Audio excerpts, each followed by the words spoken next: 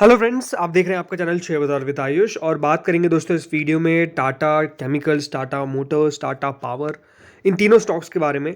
Basically Tata group के बारे में, क्योंकि क्या टाटा ग्रुप के स्टॉक्स मंडे को गिरावट हमको दिखाते हुए नजर आएंगे, क्योंकि हमको पता है कि जो इतनी बड़ी तेज़ी हमको देखने को मिल रही थी स्पेसिफिकली टाटा केमिकल्स में, वो था क्योंकि टाटा सन्स का आईपीओ आ सकता है, इस तरीके की एक्सपेक्टेशंस थी। एंड क्योंकि देखिए टाटा केमिकल्स टाटा सन्स में 3% की हिस्सा ही रखता है, जो ऑलमोस्ट इसकी मार्केट कैप का 70% था। इसीलिए स्टॉक ने पिछले हफ्ते ऑलमोस्ट यहाँ पर 37-38% की दमदार तेजी दिखाई। बट अब कुछ खबरें ऐसी निकल कर आ रही है जिसके कारण हो सकता है कि मंडे को टाटा केमिकल्स में आपको प्रॉफिट बुकिंग देखने को मिल जाए, गिरावट देखने को मिल जाए। खबर क्या है सबसे पहले तो दोस्तों वो समझते हैं। तो देखिए खबर क्या है, Tata Sons mulls ways to avoid IPO despite regulation for non banking finance firms. तो देखिए यहाँ पे आप देख सकते हैं जो टाटा सन्स है वो कोशिश कर रहा है कि किस तरीके से वो आईपीओ को अवॉइड कर सके। भली आरबीआई के नियम में, आरबीआई के रेगुलेशंस है कि एनबीएफसी जो अपर लेयर एनबीएफसी, याद रखिएगा बेसिकली जो एनबीएफसी है और उसमें भी एनबीएफसी जो कैटेगराइज है कि जो अपर लेयर एनबीएफसी है उनको सितंबर 2025 से पहले लिस्ट होना है। तो उसको कंपनी चाहती है कि उसको किसी तरीके से अवॉइड कर सके, इस प्रकार का यहाँ पर खबर निकल कर आ रहा है। जो सेंट्रल बैंक, याद रखिएगा, उन्होंने 16 एनबीएफसीज की लिस्ट जारी की थी जो अपर लेयर में थे। इसमें टाटा सन्स और टाटा कैपिटल, जो टाटा सन्स की एक सब्सिडरी है, उन दोनों को एनबीएफसीज अपर लेयर में यहाँ पर कह सकते हैं जगह मिली थी, यहाँ पर उनका नाम निकल कर आया था। इसके कारण टाटा सन्स और टाटा कैपिटल दोनों को अपना आईपीओ लेकर आना था सितंबर 2025 तक किसी भी हाल में। लेकिन अब टाटा सन्स क्या कोशिश कर रहा है, टाटा सन्स ये कोशिश कर रहा है कि किस तरीके से जो टाटा सन्स को जो अपर लेयर में रखा गया था, किस तरीके से वो एनबीएफसी अपर लेयर से निकल सकती है। इस तरीके की कोशिश जो है वो बेसिकली कंपनी के द्वारा करी जा रही है। क्योंकि दोस्तों आप सबको पता ही है जो कंडीशन अटैच की गई है एनबीएफसी अपर लेयर के साथ, उनके साथ यही है कि उनको एक मैंडेटरी लिस्टिंग करवानी पड़ेगी within 3 years of identification as NBFC UL, right. क्योंकि अगर ये एनबीएफसी अपर लेयर है तो इनको कैसे भी करके लिस्टिंग करनी पड़ेगी अगले 3 साल में, और जो 3 साल का डेडलाइन है वो सितंबर 2025 में खत्म हो रहा है। आरबीआई ने दोस्तों ये भी कहा है कि डिस्क्लोजर करना पड़ेगा, और वो रिक्वायरमेंट्स चाहते हैं पूरा कि वो प्लेस हो, मतलब जो भी रिक्वायरमेंट्स है वो पूरे हो। Same lines is applicable to a listed company even before the actual listing. And यहाँ पर साफ साफ कहा है कि as per board approve policy of the NBFC. इस बात का ध्यान रखिएगा, काफ़ी बार यहाँ पर जो कोशिश है वो की गई है टाटा ग्रुप के द्वारा, टाटा सन्स के द्वारा, कि किस तरीके से यहाँ पर टाटा सन्स कोशिश कर रही है कि उनको एक ओवरऑल टाटा ग्रुप की कोशिश थी कि वो किस तरीके से एक एग्जम्पशन पा सके आरबीआई से। याद रखिएगा टाटा ग्रुप जो है वो ऑफिशियली उन्होंने आरबीआई को पिछले कुछ समय में मिला भी थे, मीटिंग्स भी करी थी, और वो चाहते थे कि एक एग्जम्पशन मिल जाए। बट याद रखिएगा आरबीआई ने उनको एग्जम्पशन देने से मना कर दिया। However not incline to give in as it will lead to similar request from other players, right. क्योंकि जो याद रखिएगा 16 जो upper layer NBFC find out की गई है, अगर किसी एक प्लेयर को एग्जामिशन दे दिया जाता है तो बाकी 16 भी चाहेंगे कि उनको भी लिस्टिंग नहीं करवानी है, जो एग्जैक्टली आरबीआई नहीं चाहता है, बिकॉज जो नियम है उसको मानना पड़ेगा। इस तरीके की यहाँ पर खबर है। एंड इसीलिए दोस्तों अब टाटा सन्स कोशिश क्या कर रहा है, टाटा सन्स ये कोशिश कर रहा है कि वो किस तरीके से जो एनबीएफसी अपर लेयर है उससे निकल सके।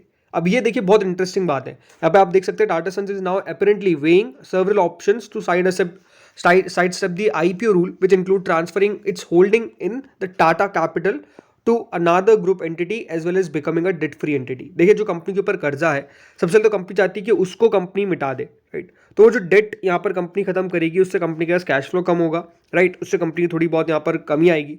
दूसरी बात कंपनी की जाती है कि कंपनी अपनी होल्डिंग कंपनी, याद रखिएगा टाटा सन्स जो है वो बेसिकली एक होल्डिंग कंपनी है, उससे टाटा सन्स चाहती है कि अपने जो यहाँ पर शेयर्स है या फिर जो भी ओवरऑल करना चाहती है वो एक दूसरी कंपनी में शिफ्ट कर दे, राइट। तो ये क्या होगा, टाटा सन्स से दूसरी कंपनी में शिफ्ट हो जाएगा, तो इससे दोस्तों टाटा सन्स की भी तो वैल्यू में कमी आएगी, और जो यहाँ पर शिफ्ट है वो हमको देखने को मिल जाएगा दूसरी ग्रुप एंटिटीज में। इससे होगा क्या कि दोस्तों जो टाटा सन्स को एक एनबीएफसी अपर लेयर में यहाँ पर डाला गया है उससे वो बाहर हो जाएगी। इस तरीके की कोशिश जो यहाँ पर कर रही है। दिस यहाँ पर देखिए क्या लिखा हुआ है, ये सिर्फ 2 तरीके से अचीव हो सकता है। एक तो क्या करे, क्या एक तो कंपनी अपने डेट को रीपे कर दे, राइट। दूसरा क्या है कि वो ट्रांसफर कर दे another group of firm so that it will shake off the tag as a CIC and an NBFC upper layer. तो ये हम कह सकते हैं कि अभी डेफिनेटली इसके ऊपर जो यहाँ पर कोशिश है वो जारी है। अब देखिए बहुत सारी कंपनीज को लिस्ट नहीं होना रहता है, जरूर थोड़ी कि आपको हर कंपनी को लिस्ट होना हो, लेकिन जब दोस्तों एक रेगुलेटर एक नियम लेके आ जाता है तो फिर लिस्ट करवाना ही पड़ता है, आपके पास ऑप्शन नहीं बचता है। और इस ऑप्शन से बचने के लिए ही ये जो कंपनीज है वो इस तरीके का काम कर रही है। नो डाउट यहाँ पर भी हो रहा है। अब देखिए मार्केट सर्कल्स रिपोर्ट कर रहे हैं कि अगर होल्डिंग कंपनी यहाँ पर आईपीओ को हटाने की कोशिश करती है तो प्रॉफिट बुकिंग देखने को मिल सकती है ग्रुप स्टॉक्स के अंदर, क्योंकि मार्केट जब रीओपन होगा अगले दिन तो इसका असर साफ साफ देखने को मिलेगा। क्यों नहीं मिलेगा? रीजन सिंपल है, बिकॉज दोस्तों इनसे सीधा सीधा फायदा होने वाला था इन कंपनीज को, बिकॉज इनकी जो मार्केट वैल्यू है उनमें भी आपको बढ़ोतरी इसीलिए तो देखने को मिली, बिकॉज जो टाटा सन्स है वो इतनी बड़ी कंपनी है कि टाटा केमिकल्स में तो 70% 65% अब ऑलमोस्ट यहाँ पर होगा कि उनकी जो मार्केट कैप है उतना उनके पास स्टेक पड़ा हुआ है टाटा सन्स में। तो ये समझ सकते हैं कि आप कितनी बड़ी खबर थी। लेकिन अब अगर कंपनी ये कोशिश कर रही है कि वो आईपीओ लेकर नहीं आएगी तो सीधा सीधा नुकसान किसको आपको देखने को मिलेगा? No doubt Tata Chemicals. और बाकी स्टॉक्स भी चले, टाटा पावर भी जो चला है, टाटा मोटर्स भी स्पेसिफिकली थोड़ा बहुत चला है। जरूर उन दोनों में स्टॉक्स में इतना कुछ खास बड़ा असर नहीं पड़ेगा बिकॉज उनकी मार्केट कैप ज़्यादा है, बट टाटा केमिकल्स की मार्केट कैप कम थी और इसका सीधा सीधा फायदा एक प्रॉपर प्ले जो है वो हमको देखने को मिला था टाटा केमिकल्स में। टाटा केमिकल में आप देख सकते हैं करीबन 1311 पर इसकी क्लोजिंग देखने को मिली है और 11% चला था ये अभी थर्सडे के सेशन में। एंड जो तेजी देखी हमने 40% की, वो क्यों थी? जस्ट बिकॉज इसके पीछे का रीजन यही था, राइट? स्टॉक में एक जो लंबा कंसोलिडेशन था उसका ब्रेकआउट हमको देखने को मिला। ये दोस्तों एक वीकली चार्ट पैटर्न है जो मैंने टाटा केमिकल्स का आपके सामने शो कर रखा है। अब यहाँ पे आप खुद नोटिस करेंगे कि स्टॉक के लिए कितना बड़ा रेजिस्टेंस था ये, जो कहाँ पे आता था? क्लोज टू हम कह सकते हैं 1200 के आसपास। जैसे ही देखिए वो एक बार लेवल निकला, अब देख सकते हैं किस प्रकार की दमदार तेजी हमने नोटिस करी। बट क्योंकि देखिए ये जो खबर है वो डेफिनेटली क्यों थी? बिकॉज स्पेक्यूलेशन था, राइट, कि टाटा सन्स अपना आईपीओ लेकर आएगा। याद रखिएगा जब भी कोई ऐसी खबर आती है जो हम कह सकते हैं काफ़ी बड़ा अपमूव ला सकती है, अगर उसका कुछ नेगेटिव न्यूज़ निकल कर आएगी तो उसका असर नेगेटिवली भी हमको देखने को मिलेगा। बहुत इंपॉर्टेंट क्या है स्टॉक के लिए कि अब शेयर दोस्तों कम से कम अगर गिरावट दिखाए तो 1200 रुपये के रेंज को ना तोड़े। 1215 के आसपास का एक लेवल आता है जो रेजिस्टेंस था 1215 का, एटलीस्ट उसको ब्रेक ना करे। याद रखिएगा अगर उसको ब्रेक किया तो स्टॉक में गिरावट पक्का है, इस बात का ध्यान रखना है। अगर ये ब्रेक हुआ तो गिरावट पक्का होगी, इस बात को आपको समझना है। तेजी कब होगी? तेजी देखिए एग्जैक्टली वही है कि अगर यहाँ पे स्टॉक निकले, फिर से कोशिश कर सकता है कि अगर ये वापस से 1350 रुपीज़ के ऊपर निकलने की कोशिश करेगा तो तेजी होगी। लेकिन क्योंकि देखिए खबर नेगेटिव आ रही तो उसका असर पड़ सकता है मंडे को। लेट्स सी होता क्या है। बाकी देखिए टेक्निकली अगर देखा जाए तो जरूर देखिए स्टॉक में जो लेवल्स है, जो इसका 50 डे मूविंग एवरेज है, जो 20 डे है, जो 100 डे है, वो इंपॉर्टेंट लेवल ऑब्वियस सी बात है, लेकिन वो सारे क्लोज टू 1000 रुपीज़ के हैं, इस बात का आपको पता होना चाहिए।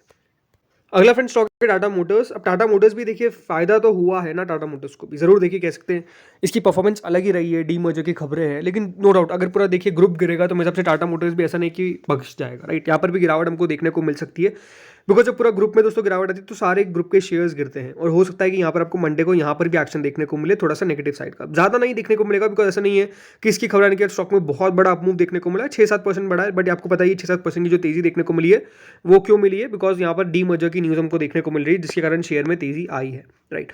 टाटा मोटर्स में भी स्पेसिफिकली देखिए लेवल्स तो ये जरूर है कि हाँ टेक्निकली अगर देखा जाए 1050 एक ऐसा लेवल है जिसको क्रॉस करके अगर क्लोजिंग दे देगा तो ये अच्छा मूव अपमूव में दिखा सकता है। बट नो डाउट देखिए स्टॉक में एक बहुत अच्छा हमको रन देखने को मिल चुका है। पिछले एक साल के अंदर स्टॉक ऑलमोस्ट 138% इंक्रीज हुआ है। इस साल की शुरुआत से दोस्तों स्टॉक ने ऑलमोस्ट 30% के रिटर्न डिलीवर करे। तो अपना पे टाटा मोटर्स ने एक बहुत बढ़िया चाल चल रही है। अब मेरे हिसाब से थोड़ा सा स्टॉक देखिए कंसोलिडेट करना चाहिए अराउंड यहाँ पे 900 से 1000 रुपये के रेंज के अंदर, या फिर कहूँ तो 1000 रुपये के आसपास ही रेंज करना चाहिए ताकि ये स्टॉक कंसोलिडेट करे, फिर जाकर एक बड़ी हमको तेजी बाद में देखने को मिलेगी। बट स्पेसिफिकली देखिए टाटा मोटर्स में ज़रूरी यही है कि जो डी मर्जर हो रहा है वो बहुत इफेक्टिवली हो, बाकी नंबर्स कंपनी के जो आ रहे हैं वो लगातार कंसिस्टेंटली इस प्रकार के आते रहेंगे, तब जाके देखिए टाटा मोटर्स अपने आप में एक बहुत वैल्यूएबल प्लेयर बन जाएगा। अब यही देखना है कि इसकी 4 लाख करोड़ की मार्केट कैप कितनी जल्दी हो पाती है। अगला दोस्तों टाटा पावर। तो टाटा पावर में भी अच्छी खासी तेजी देखने को मिली, क्लोज टू 8.48% शेयर चला। जरूर देखिए टेक्निकली हमने पहले भी बात करी थी कि स्टॉक का लेवल है 400 का, अगर क्रॉस होगा तो तेजी अच्छी होगी, वो एक्जैक्टली हुआ, 8.48% का अपमूव आया। बट ये भी देखिए पिछले हफ्ते अच्छा खासा चला, ऑलमोस्ट 13-14% का रिटर्न यहाँ पर भी आपको देखने को मिला और स्टॉक में मूव देखने को मिला है। अब जैसे मैंने कहा कि देखिए अगर ग्रुप के शेयर्स गिरेंगे तो ऐसा नहीं कि कुछ शेयर्स चल रहे हैं, कुछ शेयर्स बढ़ रहे हैं, कुछ शेयर्स घट रहे हैं, नहीं। अगर कुछ होता है देखिए ग्रुप में एक्टिविटी तो डेफिनेटली सब पे असर देखने को मिलता है, तो यहाँ पर भी हमको असर देखने को मिल सकता है। वैसे ये बात ध्यान रखिएगा स्टॉक का जो 30 राइट, इसका जो पावर ऑफ तो का हाई बना है, जो ऑल टाइम हाई अभी हमको देखने को मिलेगा, राइट, वो लेवल बहुत इंपॉर्टेंट है बिकॉज स्टॉक याद रखिएगा अपने आप में एक बहुत दमदार अपमूव दिखाया है और अब बिल्कुल एक बहुत बड़े जोन में एंटर करने की कोशिश कर रहा है। ऐसा लगता है कि देखिए टाटा पावर में अब बहुत अच्छी एक्टिविटी हो रही है, बट द थिंग इज कि देखिए पूरा पावर सेक्टर बढ़िया कर रहा है, पावर सेक्टर पे खबरें भी कुछ इंपॉर्टेंट है जो आ रही है, राइट, तो वो भी बहुत फोकस में है। बट ज़रूर जैसा मैंने कहा, क्योंकि गिरावट हो सकती है मंडे को पूरे ग्रुप में इस खबर के कारण, तो हो सकता है कि टाटा पावर भी थोड़ा बहुत आपको गिरता हुआ नजर आ जाए। तो फ्रेंड्स, इस वीडियो में इतना ही था। होपफुली आपको वीडियो बढ़िया लगा होगा, अगर लगा तो लाइक कर देना, चैनल से पहली बार जुड़ो सब्सक्राइब कर देना। Thank you friends for watching this video.